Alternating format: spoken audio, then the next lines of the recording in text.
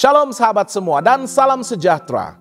Marilah kita memulakan hari kita dengan menyantap firman Tuhan. Sarapan kasih yang membawa terang bagi jalan kita serta kesegaran bagi jiwa kita. Dalam Yohanes 14 ayat 15, firman Tuhan menyatakan, "Jikalau kamu mengasihi aku, kamu akan menuruti segala perintahku." Sahabat semua, ayat ini adalah kata-kata Yesus kepada murid-muridnya yang menggambarkan hubungan erat antara kasih kepada Tuhan dan ketaatan kepada perintahnya.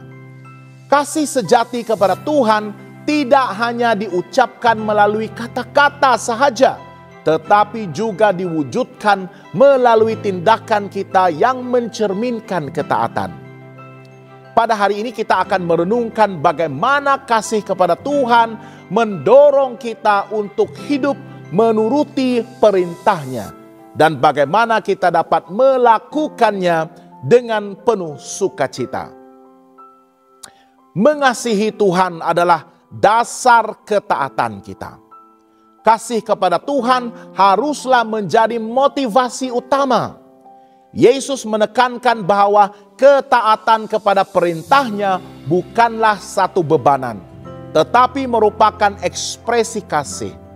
Ketika kita benar-benar mengasihi Tuhan, ketaatan kita kepadanya akan menjadi sukarela dan bukannya kewajiban semata-mata. 1 Yohanes 5 ayat 3 menegaskan, inilah kasih kepada Allah, yaitu bahwa kita menuruti perintah-perintahnya. Perintah-perintahnya itu tidak berat. Kasih kepada Tuhan adalah respons kita terhadap kasih-Nya. Kita mengasihi Tuhan karena Dia terlebih dahulu mengasihi kita. Kasih Allah yang sempurna telah ditunjukkan melalui pengorbanan Yesus di salib.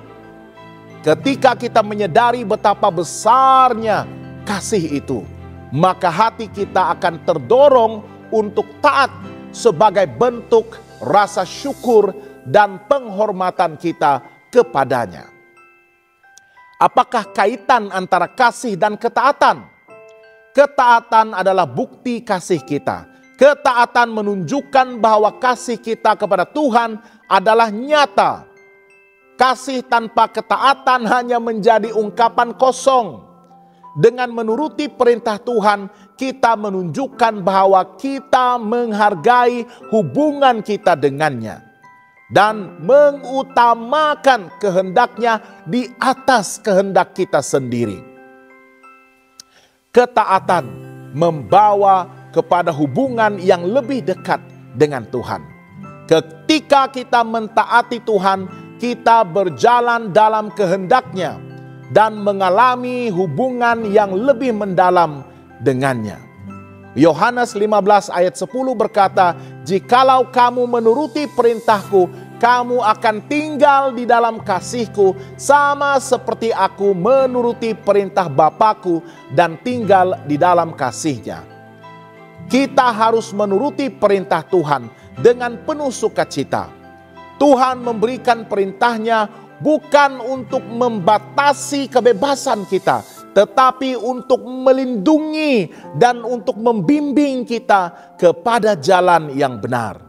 Yeremia 29 ayat 11 mengingatkan kita bahwa rencana Tuhan adalah untuk memberikan damai sejahtera dan masa depan yang penuh dengan harapan. Ketaatan kepada Tuhan tidak boleh dilakukan dengan kekuatan kita sendiri. Roh Kudus memampukan kita untuk memahami dan menjalankan kehendak Tuhan.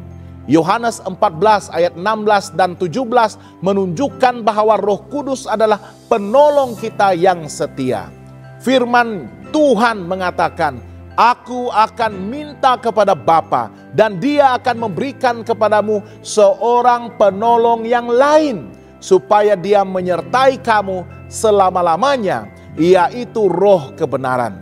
Dunia tidak dapat menerima Dia, sebab dunia tidak melihat Dia dan tidak mengenal Dia. Tetapi kamu mengenal Dia, sebab Dia menyertai kamu dan akan diam di dalam kamu. Marilah kita melakukan perintah Tuhan dengan kasih dan bukannya dengan rasa ketakutan. Ketaatan sejati berasal daripada kasih dan bukannya dari rasa takut akan hukuman. Ketika kita melakukan perintah Tuhan dengan kasih, maka hati kita akan dipenuhi sukacita. Karena kita tahu bahwa hidup kita menyenangkan hati Tuhan. Marilah kita jadikan firman Tuhan itu sebagai pedoman hidup. Firman Tuhan adalah panduan kita untuk menjalani hidup yang sesuai dengan kehendak-Nya.